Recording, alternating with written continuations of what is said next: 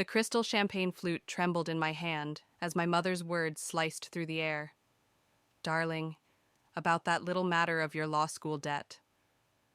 Her perfectly manicured fingers drummed against the marble countertop of our family estate's kitchen. I'm Vada, and at 32, I should have known better than to think I could escape another Sunday family dinner without this conversation. The familiar knot formed in my stomach as I watched my mother, Simone, glide across the kitchen in her designer dress, every movement calculated for maximum effect. Mom, I've increased my monthly payments, I said, setting down my glass before I could spill anything on the imported Italian tiles. The firm's doing well and... Oh, sweetie, she interrupted, her laugh tinkling like ice cubes in crystal. It's not about the money. It's about responsibility, family loyalty. My husband Rohan caught my eye from across the room, where he stood examining one of his own paintings that my parents had graciously allowed to hang in their kitchen. The concern in his expression made my heart ache. Speaking of loyalty, my father Reginald chimed in, not looking up from his Wall Street journal. Ian tells me the Thompson account is looking shaky. Perhaps if you'd stayed with the family business instead of pursuing this legal career. The Thompson account isn't shaky, I countered, straightening my spine. I reviewed their contracts myself last week. Pro bono, I might add. Simone's eyebrows arched perfectly. Pro bono? Darling, that's not how we built this empire. Every minute should be billable. Isn't that right, Ian? My cousin Ian, ever the faithful soldier, nodded from his perch by the wine rack. Absolutely, Aunt Simone. Time is money. Time is art, Rohan muttered under his breath, just loud enough for me to hear. I fought back a smile. I chose law because I wanted to help people, I said, meeting my mother's gaze. Not everything is about profit margins. No? Simone moved closer, her perfume enveloping me in a cloud of expensive memories. Then why did you need my money for law school? $300,000, Vada. That's not exactly pro bono territory. The room fell silent except for the gentle tick of the antique grandfather clock, another family heirloom I'd never quite appreciated. I felt the weight of everyone's stares, Ian's smirk, my father's disapproval, and worst of all, Rohan's helpless concern. I'm grateful for your support, I managed, the words tasting bitter. I always have been. Are you? Simone reached out, adjusting my collar in that maternal way that always made me feel 5 years old again. Then why haven't you considered my offer to join the board? Your shares in the company are just sitting there gathering dust. I'm building my own path, Mom. A path paved with my money, she reminded me softly. Our money, the family's money. Rohan stepped forward, his artist's hands fidgeting with his worn leather watchband, a stark contrast to the Rolexes and Cartiers adorning every other wrist in the room. Vada's one of the top lawyers in her firm. She's doing amazing work. Yes, Simone waved dismissively. But imagine what she could do with real power behind her. The Clayton name opens doors, darling. The Clayton name is a cage, I whispered, then immediately regretted it as my mother's face hardened. A cage? She stepped back, wounded dignity radiating from every pore. This cage, as you call it, paid for your education, your wedding, your... I never asked for the wedding, I interrupted. You insisted on it, just like you insisted on the dress, the venue, the guests. Vada, my father warned from behind his paper, but I couldn't stop. Every time I try to build something of my own, you remind me of this debt. It's not about the money anymore, is it, Mom? It's about control. The silence that followed was deafening. Ian suddenly found his wine glass fascinating, while my father's newspaper crinkled loudly. Rohan moved to stand beside me, his presence warm and steadying. Simone's smile never wavered, but her eyes turned to steel. Control? Oh, darling, I'm simply trying to protect you. The world out there isn't kind to dreamers. She cast a pointed look at Rohan. Some of us know that better than others. I felt Rohan stiffen beside me, and something inside me snapped. We should go, I said, gathering my purse. Early court tomorrow. Of course, Simone nodded, already turning away. Don't forget about the family banquet next month. The Thompsons will be there, assuming their account remains stable. As Rohan and I drove home in our modest sedan, the weight of my mother's words pressed against my chest like a stone. He reached across the console and squeezed my hand. "You okay?" he asked softly. I watched the familiar mansions of my childhood neighborhood fade in the rearview mirror. "No," I admitted, "but I will be. Something has to change, Ro. I can't keep living like this." He brought my hand to his lips, kissing my knuckles. "Then we'll change it, together." I smiled, but my mind was already churning with possibilities. My mother was right about one thing. The Clayton name did open doors. Maybe it was time to see what else it could open. Or close. I found Rohan in his studio the next morning, hunched over his laptop instead of his easel. Strange. He usually painted at dawn, claiming the early light held magic. I set his coffee down beside him, catching a glimpse of his screen. He was looking at watches. Not just any watches, but a specific Patek Philippe that cost more than our monthly mortgage. "That's new," I said, trying to keep my voice light. "Since when are you into luxury watches?" He jumped, quickly minimizing the window. "Just browsing. Research for a painting." "Right, because all your still lifes feature timepieces worth 6 figures." I perched on his work table, pushing aside a cluster of paint tubes. "Talk to me, Ro." He sighed, reopening the webpage. "There's this gallery opening next month. High-end crowd, serious collectors. The kind who notice everything, your clothes, your accessories, your status." "And you think you need a $100,000 watch to fit in?" "I think I need to look like I belong," he admitted, running a hand through his paint-speckled hair. "These people, they're not just buying art. They're buying into the artist. The story, the image, the cage," I murmured, remembering last night's conversation. "What?" "Nothing." I studied the watch on the screen. It was beautiful, I had to admit. Classic, understated elegance. Exactly Rohan's style. You could show them your current watch. Tell them it's a statement piece about the artificiality of luxury goods in modern society. He laughed, but it didn't reach his eyes. "Yeah, because that worked so well at the last showing. Your mother made sure everyone knew it was a graduation gift from my parents. How sweet that they spent their savings on it." The memory made my jaw clench. Mom has a gift for backhanded compliments. "It's not just her," Rohan said, closing his laptop. "It's everywhere in this world. The subtle judgments, the measuring glances. Sometimes I think your mother's right. I am just a dreamer." "Hey!" I grabbed his hands, forcing him to look at me. "You're not just a dreamer, you're an artist, a brilliant one. And if these people can't see that because they're too busy checking your wrist, they don't deserve your work." He squeezed my hands but pulled away, moving to his easel. "It's not that simple, V. This gallery, it could change everything. The owner has connections in Paris, London, New York. Real galleries, not the coffee shops and local art centers I've been stuck in." I watched him pick up a brush, twirling it absently between his fingers. The morning light caught the silver strands starting to appear at his temples, and my heart ached. 10 years of supporting my career, never complaining about the long hours or the family drama, always believing in me. And what had I given him in return? "What if we could afford it?" I said suddenly. He froze. "The watch? Why not? I've got that bonus coming up, and—" "No." He set the brush down firmly. "We're not touching your bonus. That's for your student loans. My loans can wait. Your mother won't see it that way." I stood up, anger flaring. Since when does my mother get to decide how we spend our money? "Since she holds the deed to your future?" He said it gently, but the truth stung. Besides, it's not just about the money. It's about proving myself. On my own terms. And what about my terms? I moved closer, wrapping my arms around his waist from behind. "What if I want to buy my husband an ridiculously expensive watch because he deserves it? Because I'm proud of him?" He turned in my embrace, cupping my face. "Vada, I mean it, Ro.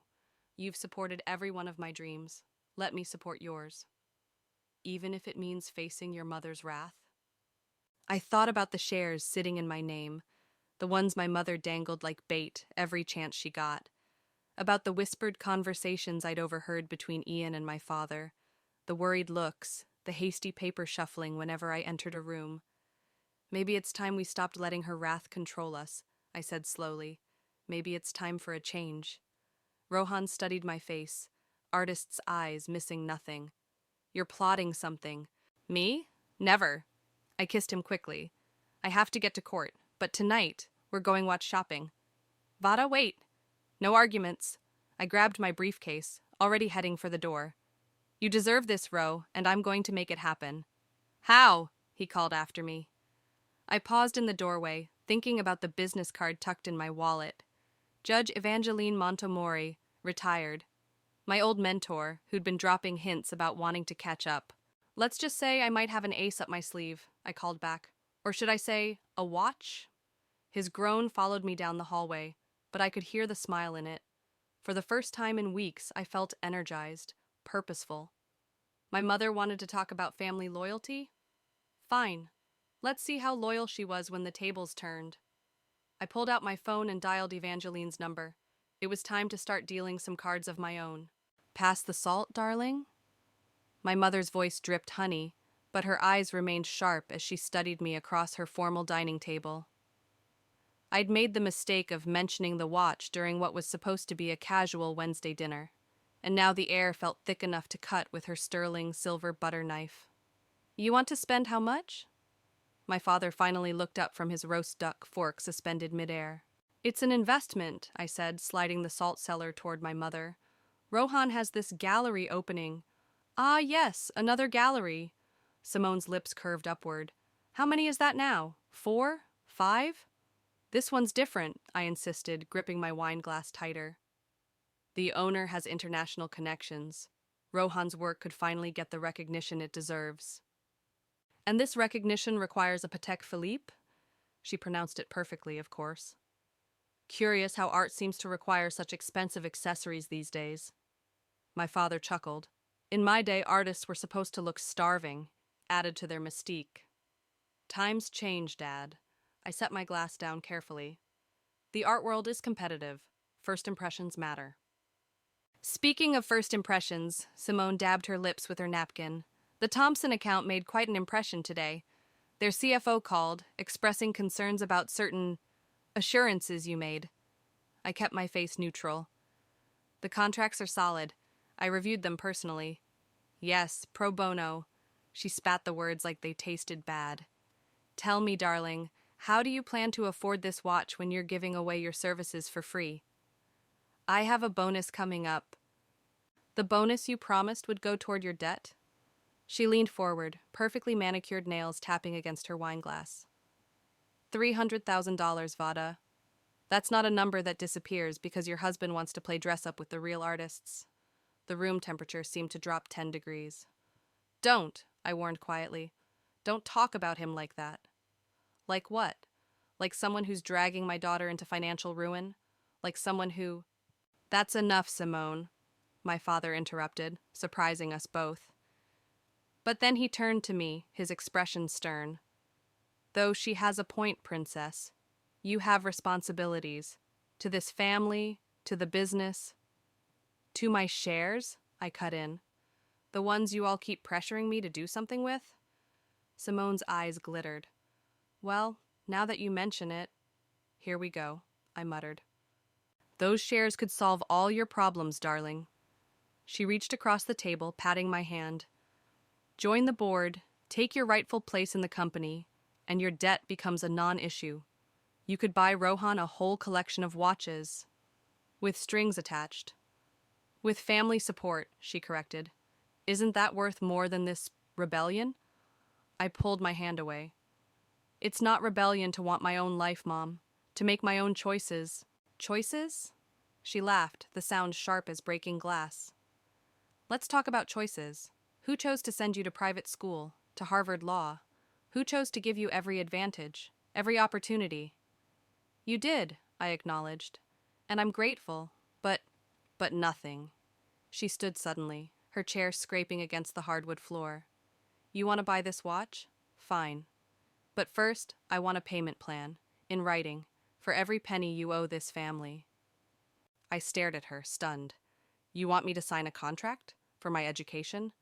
For your future, she corrected. It's time you learned about consequences, darling. Real ones. Not these artistic fantasies you've been indulging. My father cleared his throat. Simone, perhaps... No, Reginald. She held up a hand, silencing him. Our daughter needs to understand. The world doesn't run on dreams and pro bono work. It runs on obligations met and debts paid. I stood slowly, my dinner untouched. You're right, Mom. About all of it. She blinked, clearly not expecting agreement. I am? Yes, I smiled, thinking of Evangeline's words from our phone call earlier. It is time I learned about consequences, about obligations and debts. Well, she settled back into her chair, smoothing her napkin. I'm glad you're finally seeing reason. I'll have the papers drawn up. Don't bother. I grabbed my purse. I'll have my own papers ready, at the family banquet next week. Her smile faltered. What do you mean? You'll see. I headed for the door, then paused. Oh, and Mom? Thank you for dinner. It really opened my eyes. I left them sitting there, my mother's calls following me down the hallway. In my car, I pulled out my phone and dialed Evangeline's number again. It's me, I said when she answered. You were right about everything. How soon can we meet? Her chuckle crackled through the speaker. That bad, huh? Worse. She wants a contract for my soul. Then it's time for Plan B. Come by tomorrow morning. And Vada? Yes? Bring those shareholding documents I asked about. All of them. I ended the call, feeling lighter than I had in years. My mother wanted to talk about debts and consequences? Fine. But she was about to learn that some payments come with interest she hadn't counted on. Evangeline's study smelled like old leather and wisdom. She sat across from me in her worn armchair, reading glasses perched on her nose as she examined the shareholding documents spread across her antique desk. Well, well, she murmured, tapping a particular clause with her finger. Your cousin Ian's been busy, hasn't he? I leaned forward. What do you mean? These restructuring documents dated 6 months ago. She pushed them toward me. Notice anything interesting about the liability distribution? I scanned the papers, my legal training kicking in. Then I saw it. They've buried the tax burden in the subsidiary holdings. My shares are worth significantly less than your mother thinks, Evangeline finished, a sly smile playing on her lips. But more importantly, they're carrying hidden liabilities that would only activate upon transfer of ownership. So, if I were to transfer them to my mother, she'd be inheriting quite a mess. Evangeline removed her glasses, fixing me with her piercing gaze. The question is, are you prepared for the fallout? Before I could answer, my phone buzzed. A text from Ian. Where are the Q2 reports? Aunt Simone's asking. I switched off my phone. They're trying to pressure me into joining the board. Mom wants me to sign a formal repayment contract for my education. Ah, the famous Clayton education debt. Evangeline stood, moving to her tea cart. Tell me, did she ever show you the actual loan documents? No, but interesting. She handed me a cup of Earl Grey. And these shares you hold, they were a gift, correct? Upon graduating law school? Yes, but I never wanted them. I knew they'd come with strings. Everything comes with strings, dear. She settled back into her chair. The trick is knowing which ones to cut. I sipped my tea, thinking about Rohan's watch, about all the dreams we'd put on hold. I'm tired of being controlled by money I never asked for. Then don't be. Evangeline gathered the documents into a neat pile. Your mother's playing chess, Vada, but she's using an outdated rule book. What do you suggest? She pulled out a fresh legal pad. You're going to transfer your shares to her, publicly, at the family banquet. Make a show of it, your final act of daughterly submission. But you just said the shares are toxic. Exactly. Her eyes twinkled. Sometimes the best revenge is giving someone exactly what they want. I set down my teacup. Won't that be suspicious? Me suddenly agreeing to everything? Not if you play it right. She began writing.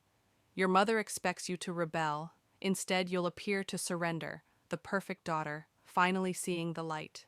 And the debt? Will be settled through the share transfer. We'll draft the documents to make it legally binding. She paused, pen hovering. But Vada, you need to be certain this will change everything. I thought about last night's dinner, about years of subtle manipulation and not so subtle control. Good. Everything needs to change.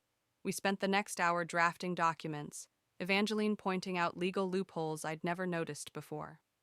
By the time I left, the sun was setting, casting long shadows across her manicured lawn. At home, I found Rohan in his studio, working on a new piece, a swirl of dark colors breaking into light. That's different, I said, wrapping my arms around him from behind. Felt inspired. He leaned back against me. Where were you all afternoon? Planning our future. He turned to face me. That sounds ominous. It's not. I touched his face, studying the flecks of paint on his cheek. How would you feel about moving? After the gallery opening? Moving? His brow furrowed. What about your job, the firm? There are other firms, other cities. I took a deep breath. Places where our names don't come with expectations. Vada? He caught my hands. What's really going on? I'm fixing things, all of it. The debt, the shares, the control. But when I'm done, I squeezed his hands. We might need a fresh start. He was quiet for a moment, studying my face. Then he smiled. You know what? I've always wanted to paint Paris in the spring. Paris? I laughed. Let's start with Chicago, or maybe Boston. As long as we're together. He pulled me closer. You know you don't have to do this, right? Whatever this is. We're okay as we are. I thought about the documents in my bag, about Evangeline's knowing smile. We're surviving as we are. I want us to thrive. He kissed my forehead. Then do what you need to do. I trust you. Later that night, as Rohan slept beside me, I drafted an email to my mother, accepting her dinner invitation for the following week. Her reply came almost instantly. Wonderful, darling. I'll have the papers ready. I smiled in the darkness. Yes, Mother. Papers will definitely be ready. Just not the ones you're expecting. The game was about to change, and for once I knew exactly which moves to make.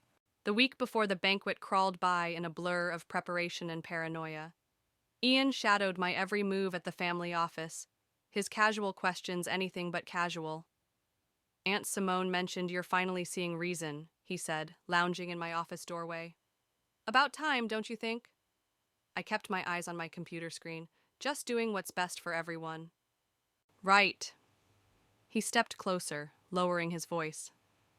You know, cousin, I always wondered why you fought so hard against joining the board. The company's doing better than ever.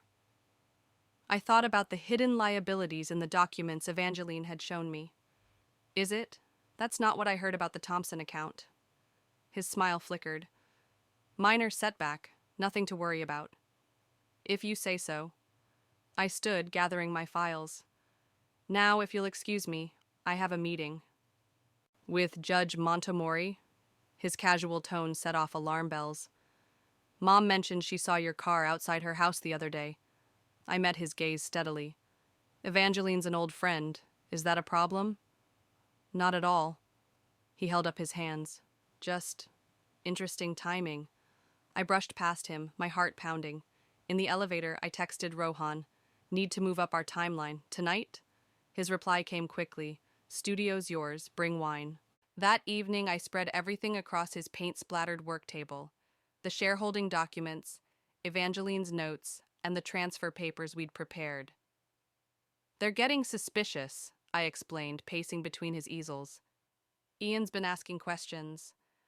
Rohan studied the papers, his artist's hands careful not to smudge the ink. Can they stop you? Not legally, but they might try to prevent me from speaking at the banquet. I grabbed my wine glass. We need to be ready sooner. How soon? Tomorrow. I pulled out my phone, showing him the latest text from my mother. She's called an emergency board meeting, probably trying to force my hand before the banquet. Rohan whistled low. That's aggressive. That's my mother. I sank into his paint-stained couch. She thinks I'm cornered, that I'll cave and sign her contract. He sat beside me, taking my hand. Will you? No, I squeezed his fingers, but I need to convince her I might, just for a few more days. And then? And then we execute Plan B. I reached for my briefcase, pulling out a sealed envelope. Evangeline helped me draft this. It's my formal resignation from the firm, effective next month. Vada? His eyes widened. Are you sure? I already have interviews lined up in Boston. 3 firms, all focused on nonprofit work. I smiled. Turns out my pro bono experience is actually valuable somewhere. He pulled me close. You're amazing, you know that? I'm terrified, I admitted against his shoulder. What if it all falls apart? Then we'll handle it, together. He kissed my temple. Want to see something? He led me to a covered canvas in the corner. When he pulled off the sheet, I gasped. It was the watch, the Patek Philippe, but reimagined in his style. The face was distorted, melting into waves of color that suggested time flowing, breaking, reforming. It's called price tag, he said softly. My comment on value and worth in the art world. And other worlds. I touched the canvas gently. It's perfect. When did you... Been working on it all week. Thought it might make a statement at the gallery opening, he grinned. Especially if I'm wearing the actual watch while presenting it. You still want the watch, even after all this? Not for the reasons I did before. He wrapped his arms around me from behind. Now it'll be a reminder of the day my wife taught me that some prices are worth paying. My phone buzzed. Another text from Ian. Board meeting tomorrow, 9 a.m. sharp. Aunt Simone expects full participation. They're not going to stop, I murmured. No, Rohan agreed. But neither are we. I turned in his arms. I need you to do something for me. Tomorrow, during the board meeting, name it. Stay away from the office. In fact, stay away from my family completely. Just trust me? He studied my face. Does this have something to do with those liability clauses Evangeline found? The less you know, the better. I kissed him quickly. Just paint. Work on the gallery pieces. Let me handle tomorrow. And the banquet? I smiled, thinking of the documents waiting in my briefcase. Oh, don't worry. The banquet's going to be unforgettable. Later, as I drove home, my mother called. Darling, about tomorrow's meeting. I do hope you're prepared to be reasonable. Of course, Mother. I kept my voice sweet. I'm finally ready to embrace my responsibilities. All of them. Wonderful, she practically purred. I'll have the contracts ready. Actually, I cut in, I have some papers of my own to present. I think you'll find them illuminating. The silence on her end was deafening. Vada, see you tomorrow, Mom. Sleep well. I hung up, my hands steady on the wheel. Tomorrow would change everything. But for the first time in years, I wasn't afraid of change. I was counting on it.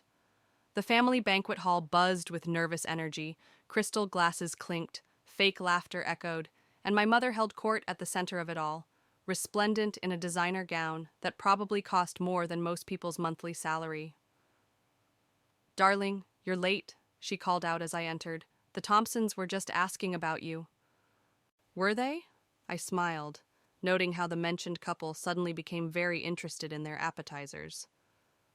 I'm sure Ian has everything under control.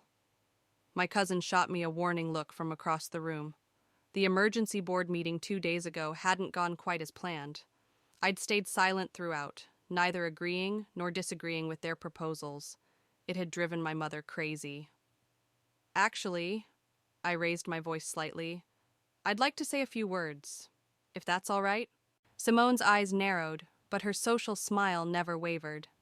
Of course, darling. Although we usually save speeches for after dinner, this can't wait. I moved to the center of the room, feeling every eye on me. My father set down his scotch. Ian stopped mid-conversation. Even the servers paused their rounds. First, I began, I want to thank my mother for her generous support over the years, the education she provided, the opportunities she created. I pulled out an envelope from my clutch. In fact, I have something for you, Mom. She took the envelope warily. Vada, what is this? Open it. Her perfectly manicured nails broke the seal. As she read, her face went from confused to shocked to something approaching fury. But ever the professional, she kept her composure. "This is unexpected," she managed. "What is it?" my father asked. "Our daughter," Simone's voice was tight, "is transferring her shares in the company. To me." A murmur rippled through the crowd. Ian stepped forward, his face pale. "Vada, you can't." "Actually, I can." I turned to address the room. "As of tonight, I'm relinquishing all my holdings in the family business. The transfer documents are legally binding and complete. But the liabilities," Ian started, "are clearly outlined in Section 3, I cut him off smoothly, "along with the tax implications and subsidiary obligations. I'm sure you're familiar with them, cousin. You helped create them, after all." The color drained from his face. My mother was still reading, her hands starting to shake. "This also settles my educational debt," I continued. "The shares' market value more than covers it, even with the recent adjustments to their worth." "Recent adjustments?" Mr. Thompson perked up. "What adjustments?" "Nothing to concern yourself with," my mother interrupted quickly. She tried to fold the papers, but I wasn't done. "Actually, there's more." I pulled out another envelope. "My resignation from the firm, effective next month. I've accepted a position in Boston." The room erupted in whispers. My father finally found his voice. "Princess, think about what you're doing." "I have thought about it. For years." I met my mother's gaze. "You wanted me to learn about consequences, Mom? Well, here they are. The shares are yours. All of them. Along with everything that comes with them." She gripped the papers so tightly her knuckles went white. "You think this is clever? Burning bridges?" "No," I said softly. "I think this is freedom. For both of us. You get what you always wanted, complete control. And I get to live my own life." "Your own life?" she laughed, but it sounded hollow.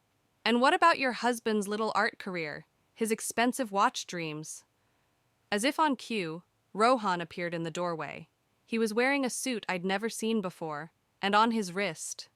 "Is that—" my mother squinted. "A Patek Philippe?"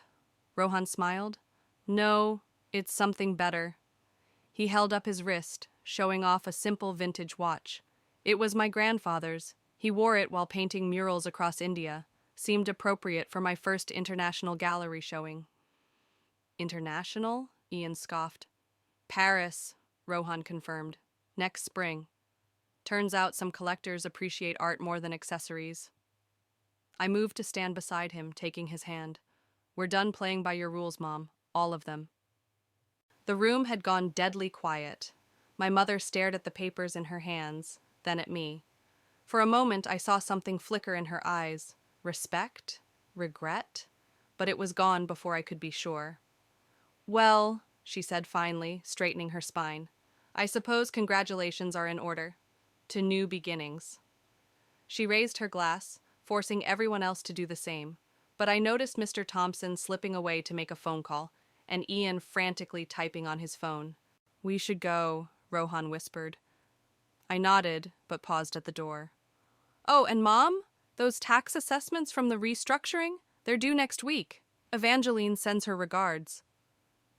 We left before she could respond, the sound of breaking glass following us out. In the car, Rohan turned to me. "Was it worth it?" I thought about the weight that had lifted from my shoulders, about the future stretching out before us, uncertain but ours. "Every penny," I said, and kissed him. Behind us, through the banquet hall windows, I could see my mother already on her phone, probably calling her lawyers. Let her. Some debts couldn't be calculated in dollars and cents. And some freedom was worth any price. "Your mother's company lost 30% of its value this morning," Evangeline announced, sliding a newspaper across her desk. The Thompson account pulled out entirely. I glanced at the headline but didn't touch the paper. 3 weeks had passed since the banquet, and I'd been carefully avoiding all business news. "How bad is it?" "Bad enough that Ian's resigned." She poured us both coffee. Apparently, he's taking a position in Dubai, effective immediately. Running away from the mess he helped create, I muttered, wrapping my hands around the warm mug. Classic Ian. Your father called me yesterday, Evangeline added casually. I nearly spilled my coffee. What? Why? Wanted to know if I had any advice for handling the tax situation. She smiled over her cup. I suggested a good bankruptcy lawyer. They won't go bankrupt, I said, but uncertainty crept into my voice. Will they? No, but they'll have to sell off some assets. Downsize. Live within actual means rather than leveraged ones. She leaned back in her chair. Your mother's not speaking to me, by the way. Join the club. I hadn't heard from Simone since the banquet, though she'd left several scathing messages with my soon-to-be former secretary. How did you know? About the hidden liabilities? I didn't. Evangeline's eyes twinkled. But I knew Ian. Worked with his father years ago. Same pattern of hiding problems under layers of corporate structure. When you mentioned the restructuring, I just had to dig a little. My phone buzzed. A text from Rohan. Gallery owner loved the watch painting. Wants it as the centerpiece for Paris. I smiled, showing Evangeline the message. Speaking of new beginnings, she said, how's the Boston firm looking? Good. They're excited about expanding their pro bono program. I set my phone down. It's less money, but you can breathe. Yeah. I hadn't realized how much tension I'd been carrying until it was gone. Though I feel guilty sometimes about the employees who might lose their jobs because of what I did. Your mother's choices led to this, not yours. Evangeline's voice was firm. You just exposed the truth. Truth has consequences. Yes, it does. She stood, moving to her window. Your father also mentioned something else, about your mother considering stepping down. That got my attention. What? Apparently the board's losing confidence. They're pushing for new leadership, someone who can rebuild trust with investors. They want Dad to take over? Actually, she turned back to me. They asked about you. I laughed, then realized she was serious. No, absolutely not. It would be poetic justice. It would be exactly what she wanted all along. I shook my head. Besides, Rohan and I already signed a lease in Boston. His gallery showing. Could happen anywhere. She held up a hand as I started to protest. I'm not saying you should do it. I'm saying you have options. Real ones this time. My phone buzzed again. An email from my father. Need to talk, please, about the future. The future's already planned, I said, declining the call. Boston. Fresh start. No family drama. Running away isn't the same as moving forward, Evangeline observed. I'm not running.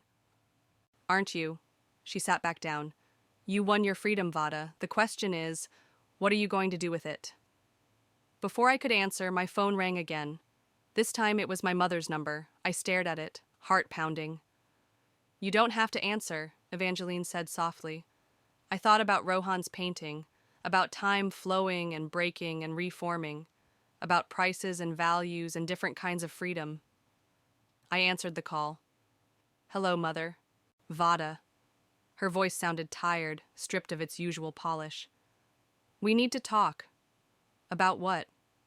About mistakes, mine mostly. She paused. And about fixing them if you're willing. I caught Evangeline's eye. She nodded encouragingly. I'm listening, I said. Not over the phone. Another pause. Dinner? Tonight?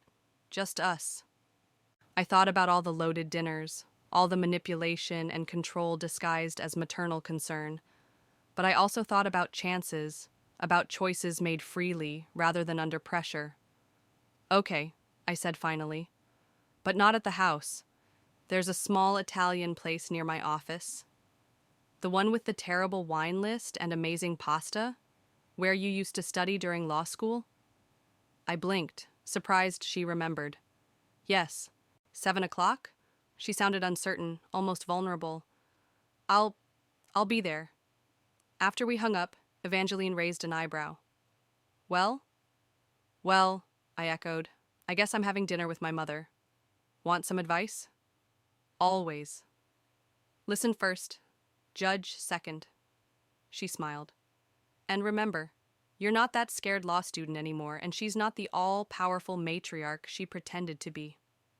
I nodded, gathering my things. At the door, I turned back. Evangeline, thank you for everything. Don't thank me yet, she called after me. The hard part's just beginning. She was right, of course, but for the first time, I felt ready for whatever came next. Not because I had all the answers, but because I finally had the freedom to find them on my own terms. The spring breeze carried the scent of fresh paint and possibility through the open gallery windows in Paris. Rohan stood before his centerpiece, adjusting its angle slightly while collectors milled around, speaking in hushed, appreciative tones. "Leave it," I whispered, touching his arm. "It's perfect where it is." He stepped back, studying price tag with critical eyes. The melting watch face seemed to shimmer in the afternoon light, its distorted reflection playing across his grandfather's timepiece on his wrist. "Your mother's here," he murmured. I turned to see Simone entering the gallery, looking different than I remembered. She'd traded her designer dress for a simple black pantsuit, her jewelry understated. The past few months had left their mark, but she carried herself with a new kind of dignity. "Darling," she said, approaching us, "the collection is extraordinary, Rohan, especially this piece." "Thank you," he said, genuine warmth in his voice.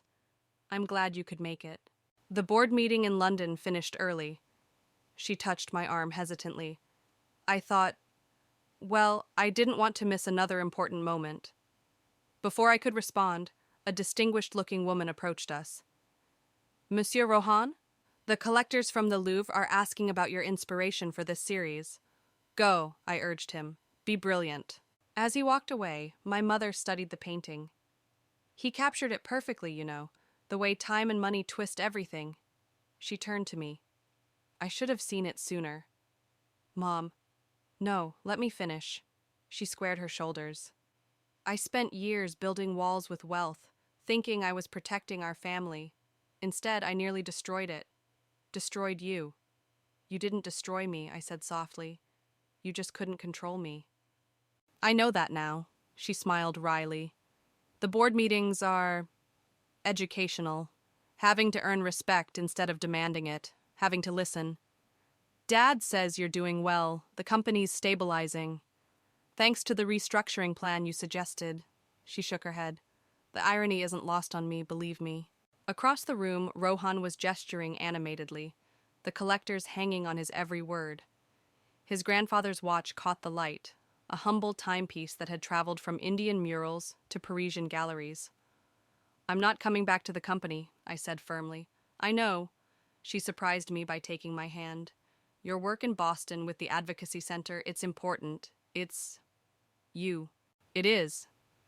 The nonprofit legal center had started small, but we were making real change. Though I do appreciate the foundation's donation. "Anonymous donation," she corrected. "I'm learning about letting go, about supporting without controlling." A burst of applause drew our attention. One of the collectors was shaking Rohan's hand enthusiastically, while another placed a sold marker beside price tag. "He did it," I breathed. "You both did." My mother squeezed my hand. "You know, I still have that Patek Philippe, the one you almost bought him." "Keep it," I laughed. "Consider it a reminder." "Oh, I have plenty of those." She gestured around the gallery. "Speaking of which, your father and I are selling the estate." I stared at her. "What?" "It's too big, too empty now. We found a smaller place, closer to the city." She met my eyes. "With a guest room, if you and Rohan ever want to visit. No strings attached." Before I could answer, Rohan returned, practically glowing. "They want the entire series, for a traveling exhibition." "Congratulations," my mother said warmly. "When do you start?" 3 months, London first, then Berlin, Tokyo." He wrapped an arm around me. "Think your advocacy center can spare its star lawyer for a few weeks?" "I'm sure we can work something out." I leaned into him, watching my mother's face soften at the gesture. "Well," she said, reaching for her purse, "I should let you celebrate. Dinner tomorrow, perhaps? That little Italian place you love? I thought about our first dinner there months ago, both of us awkward and uncertain. About all the dinners since, slowly rebuilding something new from the ashes of what we'd burned down. Dinner sounds perfect, I said. After she left, Rohan pulled me closer. You okay? I watched my mother disappear into the Parisian evening, thinking about debts and freedom, about prices paid and values earned, about time, flowing and breaking and reforming into something unexpected, but true. You know what? I smiled up at him. I really am. He kissed me softly, tasting of champagne and victory. Around us, the gallery buzzed with appreciation for his art, his vision. But more importantly, it buzzed with the energy of people seeing things clearly, perhaps for the first time. Ready to celebrate? He asked. I glanced at his grandfather's watch, then at the sold painting that had started it all, at the story of time and worth and family, twisted into something beautiful and honest. Actually, I said, taking his hand, I think we already are. The Paris evening spilled through the windows, painting everything in shades of possibility. We had time now, real time, our time, and finally, wonderfully, it was worth exactly what we chose to make of it.